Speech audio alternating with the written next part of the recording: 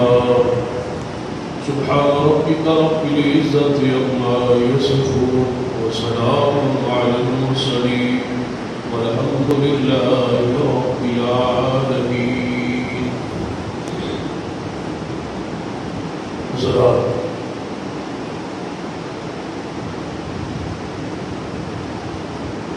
يا أيها الذين آمنوا كتب عليكم الصيام اے ایمانداروں اے ایمان والوں کتب علیکم الصیام تم پہ روزے فرض کیے.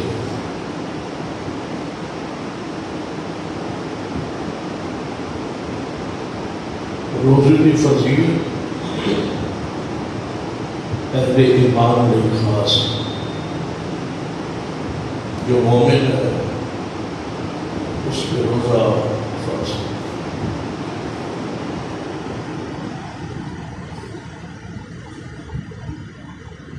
قرآن و حدیث کی روشنی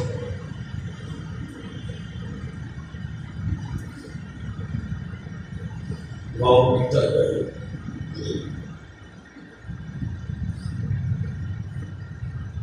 کہ مومن کون ہے جس پہ روزہ فرض ہے.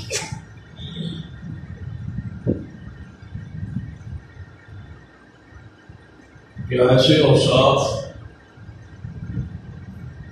سارے اندر موجود ہیں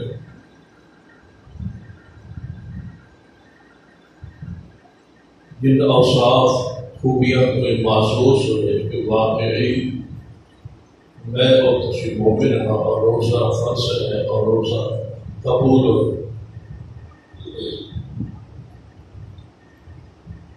قبولیت روزہ نہیں ضروری ہے کہ روزہ رکھنے والا ایماندار ہو. جتنے بھی اعمال ضروری نماز ہے زکوٰۃ ہے روزہ ہے حج ہے اس سے قبولیت کی اساس جو کوئی ایمان ہے. اسی واسطے اللہ تبارک و تعالیٰ نے روزے کی فضیلت یہ الفاظ تو پہلے ان الفاظ میں دونوں خطاب کیتا ہے. یا ایھا الذین آمنوا اے ایماندار. ذرا غور فرمائیں کہ صاحب ایمان شخص جو ہے وہ کیسا ہو. اصل روزہ رکھنا نہیں ہے، اصل ہے کہ روزہ اللہ قبول فرمائے. جو کہ حدیث ہے نبی علیہ السلام نے فرمایا بہت سارے لوگ ایسے ہوتے ہیں جنہوں نے سوائے بھوک اور پیاس میں کوئی چیز ہاتھ نہیں ہے. کئی ایسا ہو کہ سوائے بھوک اور پیاس کے اور تعریف میں کوئی چیز اس سے ٹھیک آ. اس لیے ضروری ہے کہ ہر بندہ غور کرے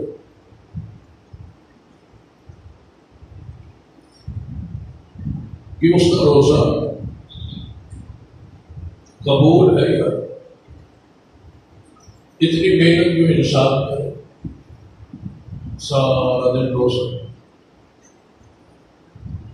پھر ساری رات ایک حصہ کیا قرآن پڑھنا سننا کیا قرآن اور انسان کے حصے کچھ بھی نہ ہے تو کتنا بد نصیب ہے. کیا ہوتا ہے کہ روزہ رکھتا ہی اعمال کرتا ہی اور دوسرا بد نصیب ہوئے جو سب کچھ کرتا ہے قبول ہے. قرآن پاک نے اشارہ فرمایا کہ عاملۃ ناصبہ قیامت والے دن بہت سارے ایسے لوگ ہوں گے جو دنیا میں اعمال کر کر کے تھک گئے ہوں گے جن کا فیصلہ تصلیٰ نارا حامیہ جہنم میں پھینک دیتا ہے. دوسری وجہ کہ اعمال اللہ کے ہاں قبول ہی نہیں ہوئی. تو قبولیت نہیں سب تو پہلے جو چیز ضروری ہے تاکہ اس کا کیتا ہوا ہر عمل قبول ہو جائے۔ اس واسطے ایک بنیادی شرط ہے کہ جو انسان کھانا کھاتا ہے، جو کھا رہے ہیں، جو پی رہے ہیں، وہ لقمہ اور ہونٹ حلال کا ہو۔ کتنے روزے گزر چکے ہیں اور آگے جا رہے ہیں، کتنے روزے دار بیت اللہ تو لے کے یہاں تک، یہاں سے لے کر پوری دنیا تک افطاری کے وقت دعا کرنے والے لوگ۔ گزشتہ جمعے اندر حدیث بھی ہو گیا کہ افطاری کے عین وقت چند لمحات پہلے روزے دار جڑی دعا کرے اللہ قبول کرے، دعا رد نہیں ہو۔ لیکن کی وجہ ہے کہ پوری دنیا جتنے مسلمان تھے وقت افطاری دعا کر رہے، لیکن دعا ایک جاری ہے پوری دنیا کہ اللہ اس وبا کو دنیا کو محفوظ فرمائے، لیکن یہ دعا آسمان پہ چڑھتی نہیں، قبول نہیں ہوئی۔ اس کی وجوہات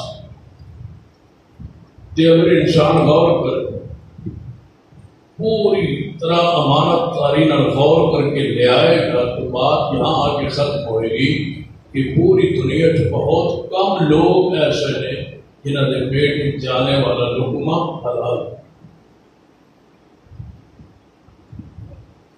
حرام لقمہ ایک ایسی بری چیز ہے کہ جس کے نال انسان کا کوئی عمل قبول نہیں۔ اس لیے بندے کو پوری طرح یقین ہونا چاہیے۔ حدیث ہے سیدنا سعد رضی اللہ تعالی اشرف بشرا صاحب، نبی اکرم صلی اللہ علیہ وسلم کو درخواست کی، یا رسول اللہ صلی اللہ علیہ وسلم میں نے کوئی ایسا عمل دسو جس عمل کو میں کرا اور اللہ میری ہر دعا قبول کرے، میری کوئی دعا رد ہوئی، اللہ میں مستجاب و دعوات بنا دے، ایسا شخص بنا دے جس کی دعا قبول ہو جائے۔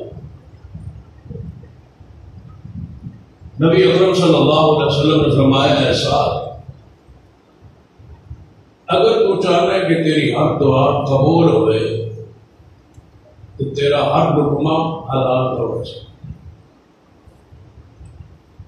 تسلی ہو، یقین ہو کہ جو میں کھائے، جس مقام میں رہ، جو کپڑے میں استعمال کر، جو بیڈ بستر میرا استعمال، جو چیز میرے استعمال میرے فہم سمجھ علم ایمان کے مطابق یہ حلال، یعنی حرام کی کوئی عمل نہیں، تو پھر یقین کریں کہ جیڑی دعا کرے گا اللہ قبول فرمائے۔ سیدنا صاحب رضی اللہ تعالیٰ عنہ فرماتے، پوچھا گیا کہ ایسا نبی علیہ السلام کے فرمان تو بعد تسی سناؤ کہ تسا پھر کتنی احتیاط فرمائی؟ آپ فرماتے میں اس وقت تک لقمہ اپنے منہ لے آنا ہی نہیں جب تک یقین نہ ہوئے کہ لقمہ حلال، اور پھر سارا زندگی جو دعا کرتے ہیں سر قبول ہوتی، جو کہتے ہیں سر اوے ہو جاتا ہے۔ یہ مقام درجہ حاصل سیدنا سعد رضی اللہ تعالیٰ،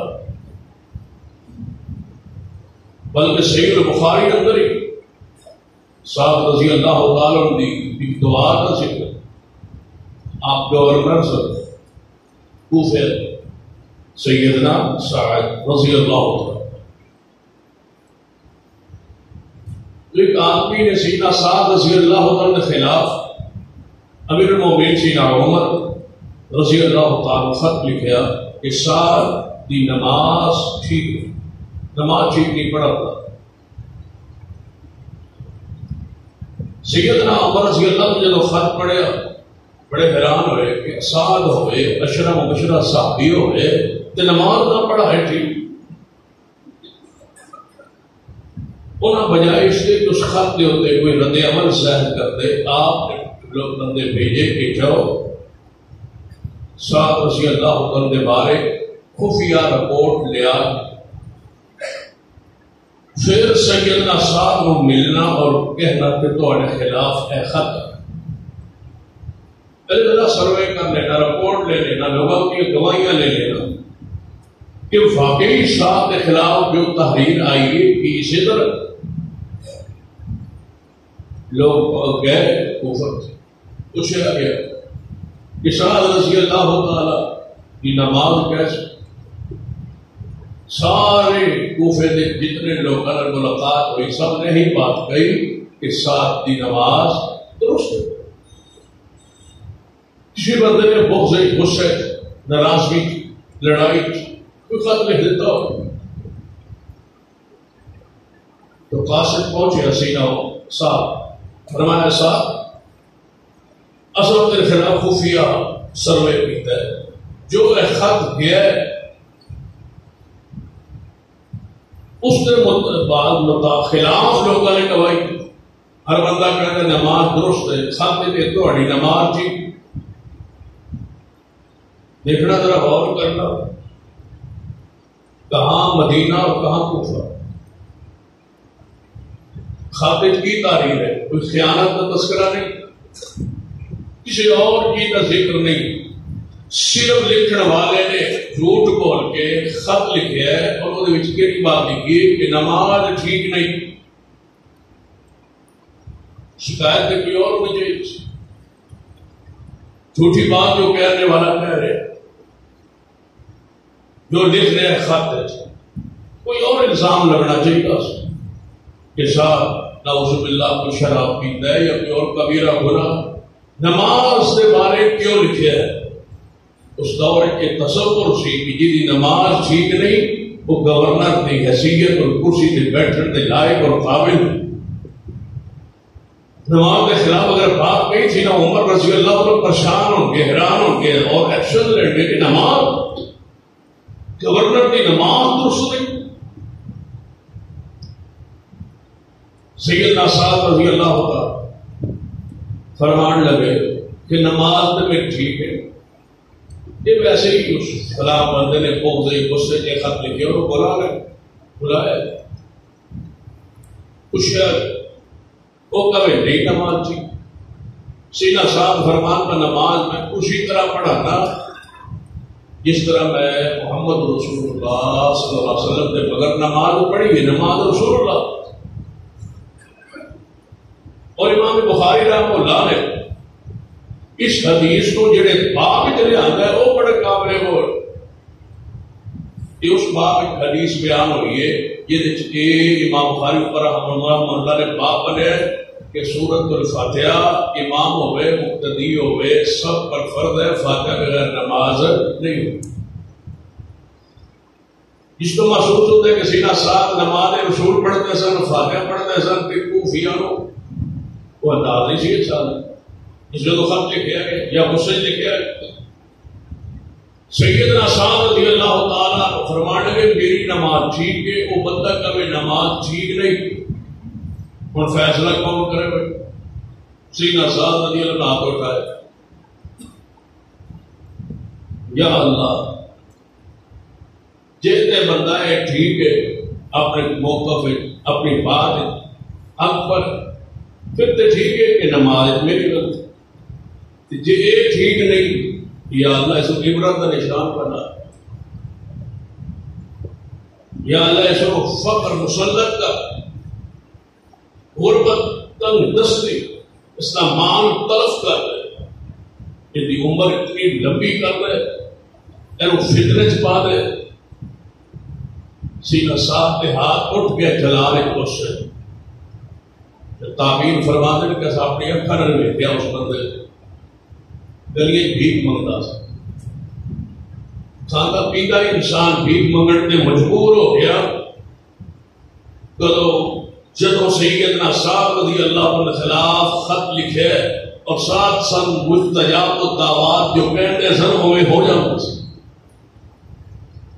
اللہ سے عمر لمبی کر، تعبیر فرماتے ہیں کہ اس نے اکھاں کا جڑا اوپر پلکاں نے گوشت کی اکھاں کے اوپر چڑھایا سی، اتنے بڑھاپے چلے گئے سے، اور اس طرح اپنے گوشت اوپر کر کے ویکھدا سی، چوکاں چوراں کھڑے ہو کے لوگاں دیا اس طرح لٹدا پریشان اور برائی فحاشی بے حیائی اس طرح ملوث ہو گیا کہ چوکا چوراں کھڑے ہونا، نہ بھیک منگنی نہ شرارتہ کر دیا، لوگوں نے کہنا اس واقعے تو بچ جاؤ، انہوں صحابی رسول دی بد دعا ہے۔ ساری دنیا چیخ چلا رہی ہے کہ یا اللہ اس کورونا دی وبا تو سن محفوظ کر، دعا آسمان تے چڑھتی نہیں چڑھے تاج لقمہ حلال تو ہے۔ صاحب رضی اللہ عنہ فرماتے میری دعا کیوں نہیں سی رات، یاد رکھیے جڑا لقمہ حرام ہے نا یہ انسان کو مشرک بنا ہے، اس کے اندر قناعت اور صبر ختم ہو جائے، اللہ پر بھروسہ اور توکل ختم ہو جائے۔ قرآن پاک کا ہاتھ کس کو ہے؟ یا اس طرح سمجھ لیجیے جدو اسی عالم ہوا حصہ اللہ نے کی وعدہ لیا الستو بربکم، کیا میں تمہارا پالنے والا ہوں یا نہیں؟ کیا تمہیں بنانے والا تمہارا رب ہوں یا نہیں؟ اے نہیں سوال ہوا وہاں پر میں تمہارا معبود ہوں یا نہیں؟ سجدے کے لائق میں ہوں یا نہیں؟ الستو بربکم، میں تمہارا رب ہوں یا نہیں؟ جدو عالم ارواح کہہ کے ایسا کہ یا اللہ تو ہی پالنے والا ہے، پھر حرام کے لقمے کی طرف توجہ کیوں؟ رب العالمین وہ ہے پالنے والا ہو۔ اور جدو قبر انسان پہنچتا ہے سوال کیا ہے؟ من الہ کا، تیرا معبود کون ہے؟ نہیں، من رب کا، بتا کس عقیدے پر مرا جس پر پیدا کیا تھا کہ میں ہوں تیرا رب، آج بتا قبر تیرا رب کون تھا جس نے یہاں تک تجھے پہنچایا؟ قرآن پاک کا آغاز کہاں سے؟ الحمدللہ رب العالمین، کہ ساری کائنات کو پالنے والا اللہ ہے۔ جو اللہ تبارک و تعالیٰ کے بارے ایمان ہے، عقیدہ ہے کہ رب العالمین وہ ہے، پالنے والا وہ ہے، رزق دینے والا وہ ہے، تو پھر اس پر حلال پر صبر کیوں؟ حلال کے لقمے پر قناعت کیوں نہیں؟ پھر حرام کے ذرائع کی تلاش کیوں جاری ہے؟ ساری عبادت لذت سے کون کیوں نہیں ہے؟ پہلی رات تراویح بندے زیادہ سے، دوسری رات تھوڑے سن، تیسری رات پھر تھوڑے سن، آہستہ آہستہ اجے تک 15 تک تعداد گھٹنی۔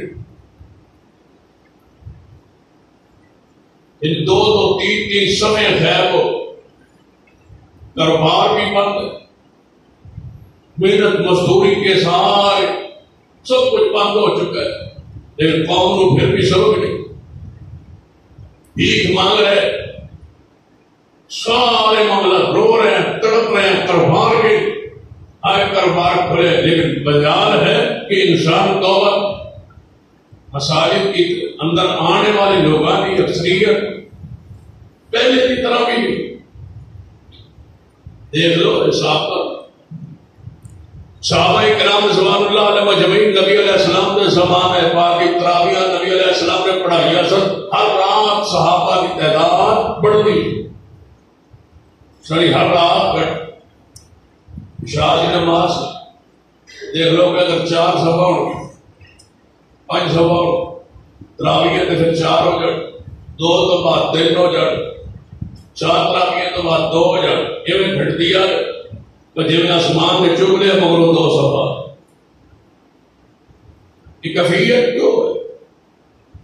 لذت، سکون، اطمینان عبادت ہوتا ہی وہ ہوتا کیوں نہیں؟ کسی طریقے نہیں ہوتا کہ جو پیٹ ہے جو حلال،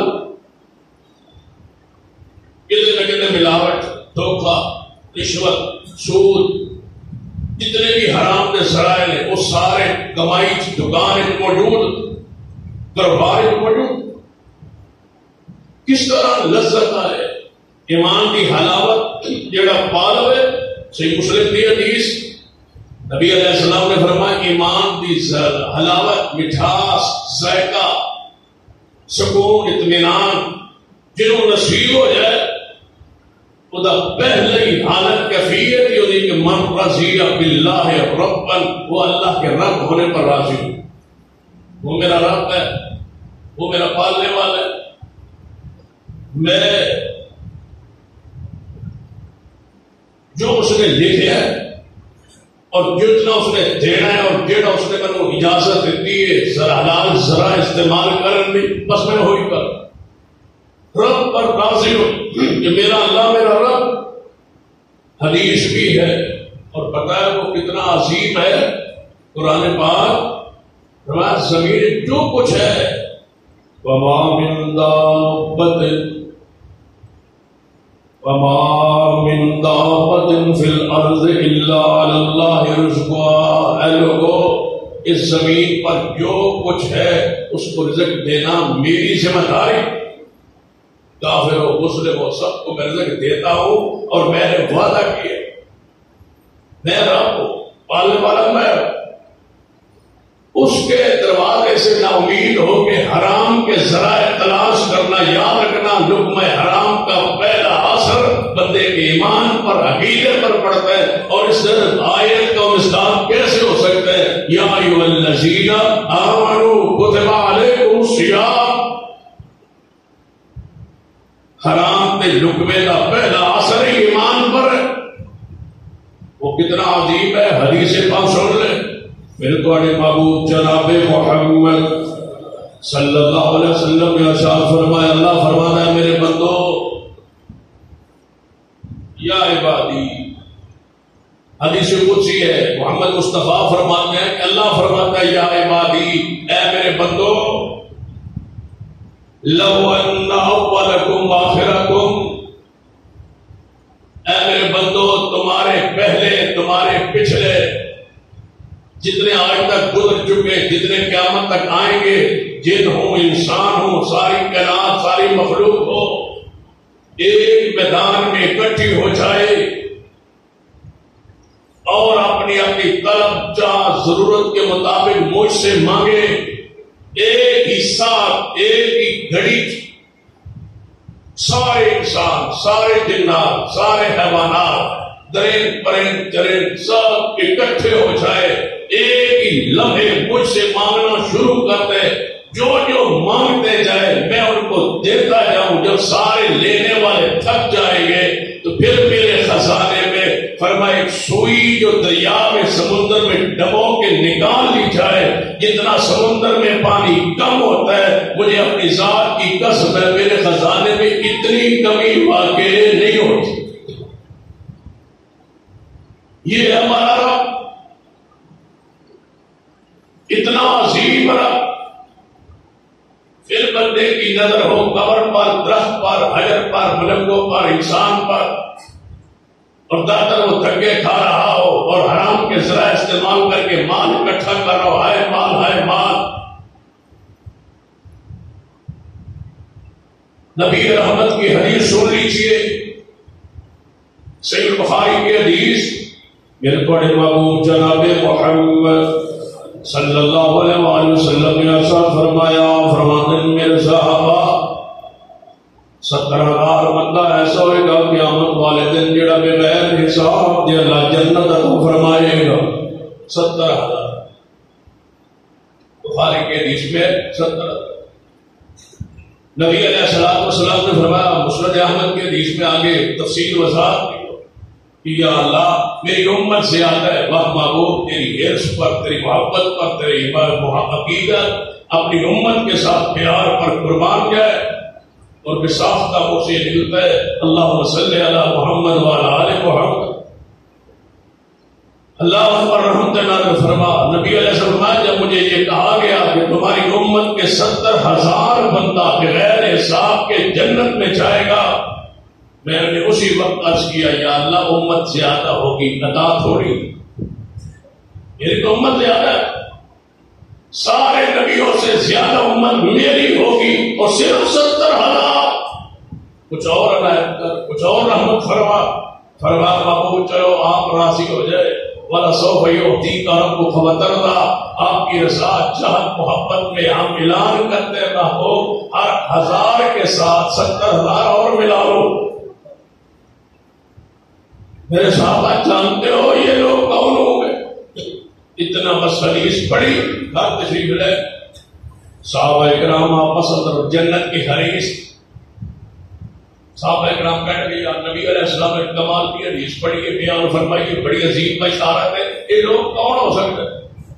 صحابہ اکرام کہنے لگے ساڑھے علاوہ پھر اور کون ہو سکتا ہے؟ ہم ہی ہیں پہلی امت، آپ کی امت کا غاد ہم ہے، ہم نے کفر سے توبہ کر کے سلام لائے، ہم ہوں گے، اور کون ہو سکتا ہے؟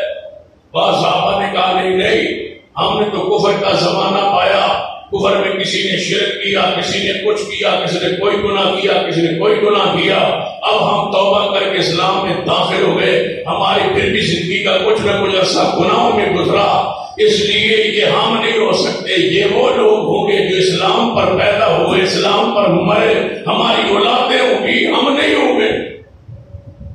نبی علیہ السلام کچھ دیر بعد بات تشریف لے آئے، فرمایا میرے صحابہ کیا کہہ رہے ہو، کیا باتیں کر رہے ہو؟ یا رسول اللہ تمہاری جو حدیث تھی، جو ہمارا فرمان تھا، بشارت تھی، وہ دے بارے کچھ بات کر رہے سا، یہ کون ہوں گے؟ آپ نے فرمایا میرے صحابہ یہ وہ لوگ ہوں گے جو میرے رب پر خاص توکل رکھتے تھے۔ رب پر توکل کرو، جو لکھا ہے اور جتنا لکھا ہے اور جس انداز سے اس نے مجھے حکم دیا ہے میں کوئی طریقہ اختیار کروں گا، رزق یہ بہن کا حق ہے کیوں لوں، یہ بھائی کا حق ہے کیوں لوں، یہ دوست کا حق ہے میں کیوں لوں، کسی اور کا حق ہے میں کیوں لوں؟ تو رشوت کی آفر کرے بندہ کہ یہ میرا حق نہیں ہے۔ جانتے ہو نبی علیہ السلام تحصیلدار بنا کے صحابہ کے بھیجتے سب زکات کی وصولی کے، جب واپس ایک تحصیلدار پہنچے نا زکات وصول کر کہنے لگا یا رسول اللہ صلی اللہ علیہ وسلم یہ ہے زکات اور یہ ہے میرا تحفہ۔ میں وہاں گیا، انہوں نے مجھے تحفہ دیا، میں جتنا صبر کر کے پہنچا وہاں محصول لینے، زکات لینے، وصول کرنے بحیثیت تحصیلدار میں وہاں پہنچا،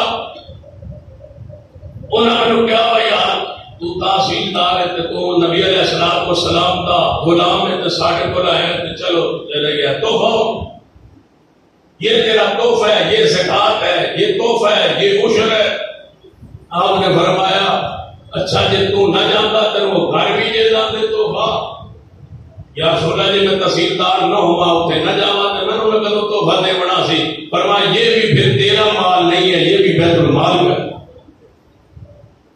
یہ ہے اسلام، یہ تھی تمہاری وہ حصہ ہے جو تمہاری تنخواہ ہے، جو تمہاری مزدوری ہے، جو تمہارا معاوضہ ہے، جو طے شدہ ہے ہم دیتے ہیں وہ ہے، یہ تحفے تحائف جس سیٹ پر بیٹھ کے تو لے رہا ہے یہ حرام ہے۔ پتہ تو جب چلے نا کہ بندہ تھانے دار نہ ہو تو کوئی گھر بھیجے، یہ سیٹ پر پیسے مل رہے ہیں، یہ سیٹ کا تقاضا ہے، تیری کیا حیثیت ہے؟ اگر یہ سیٹ نہ ہوتی تو یہ کون تحفے تحائف پیش کرتا؟ اسلام نے لقم حلال کو اختیار کرنا لازم کرا دیا، 70,000 بندہ وہ شخص جنت میں جائے گا جو رب پر توکل کر۔ کتنا توکل؟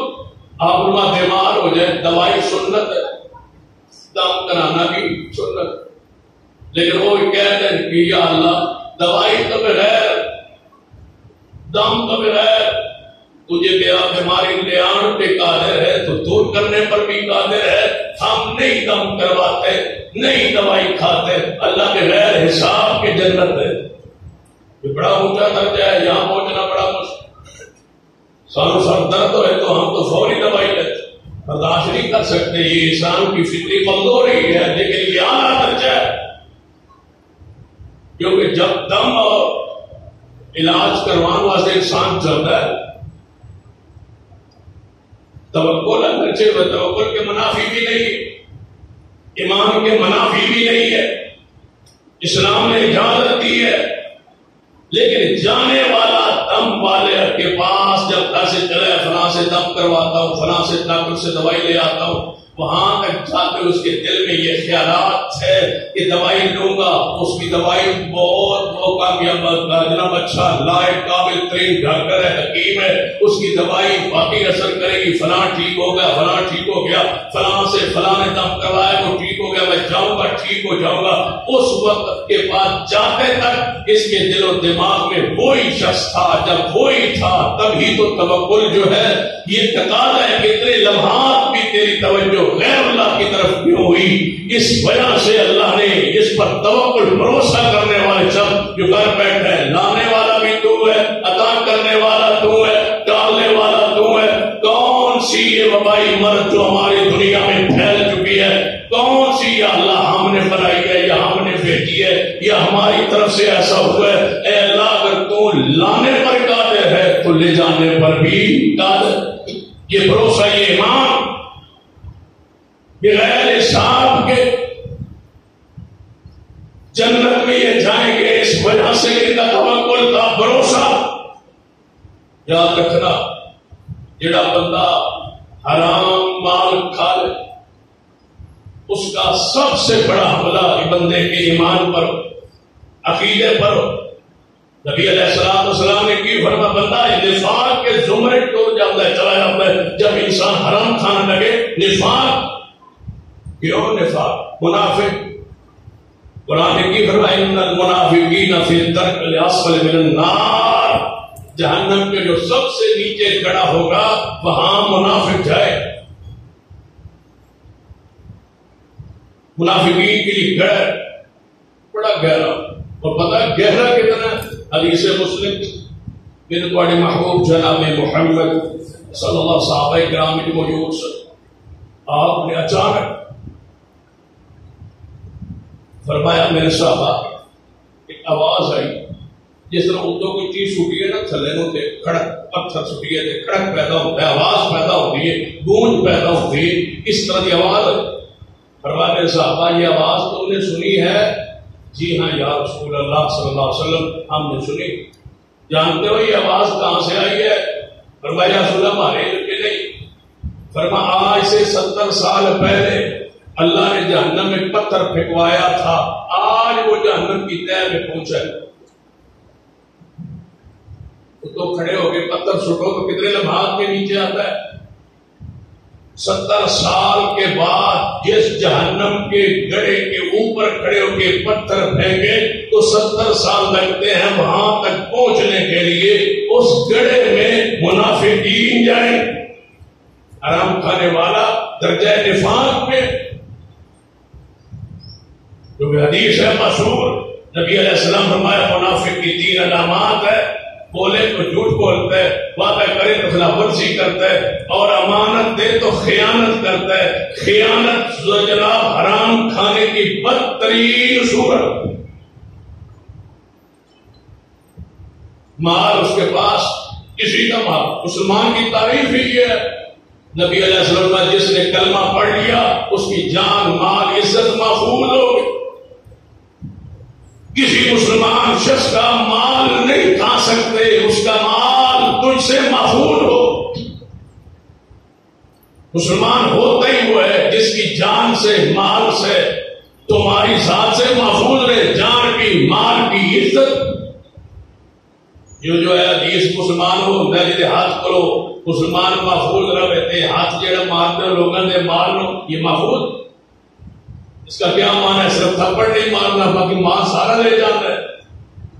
ہم نے حدیث کا معنی ہی غلط سمجھا ہے کہ تھپڑ نہیں مارنا، من سالم المسلمون باللسان وید، مسلمانوں میرے ہاتھ کو زبان محفوظ، دوسرا محفوظ ہے ہاتھ کی ڈنڈی، یہ ترازو کی ڈنڈی، یہ ملاوٹ، یہ دھوکہ، یہ کیا ہے؟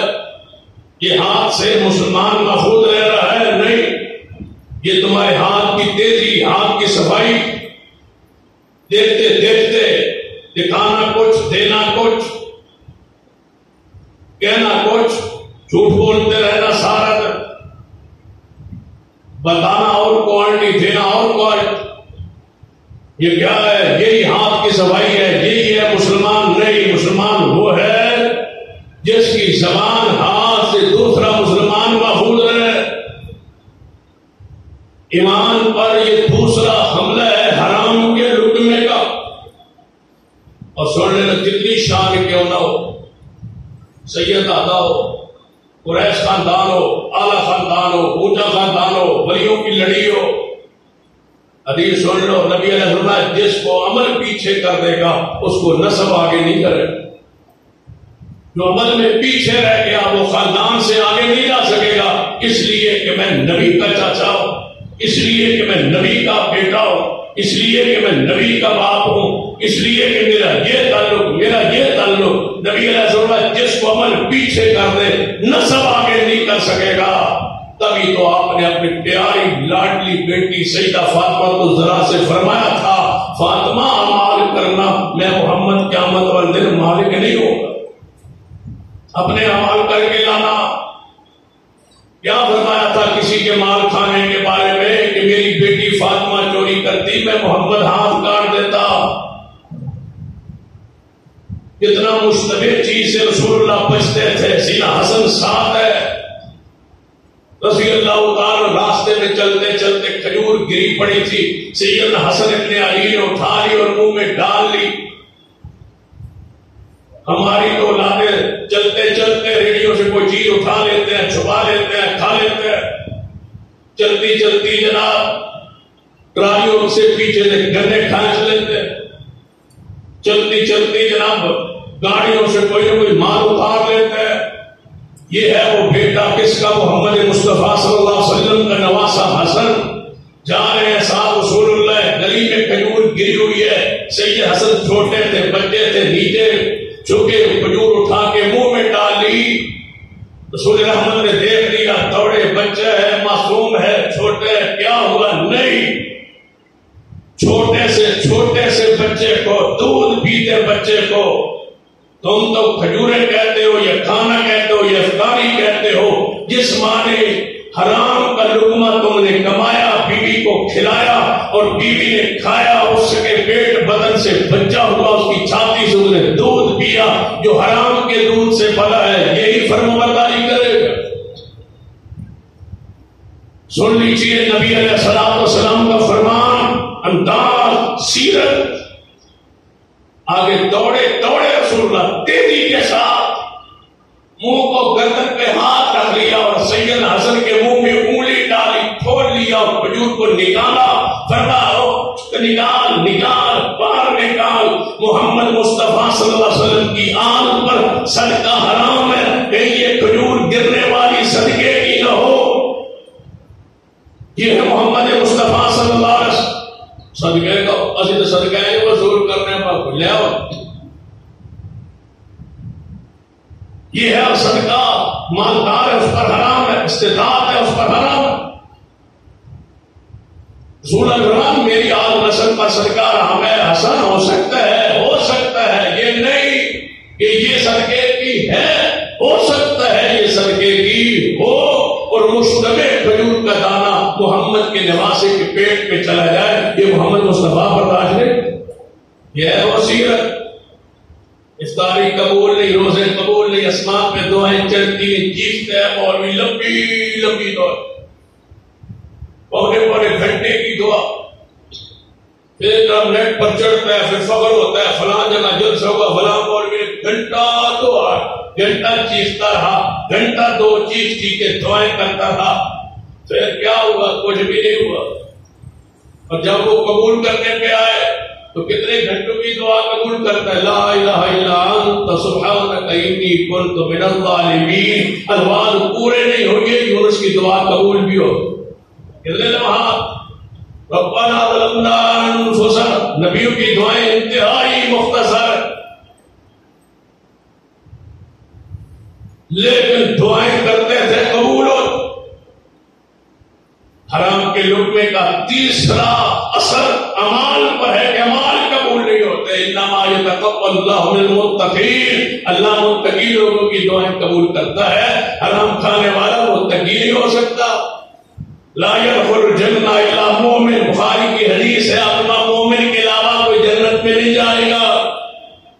مومن کون ہوتا ہے؟ جس کا لقمہ حلال ہو. امام یحییٰ بن معین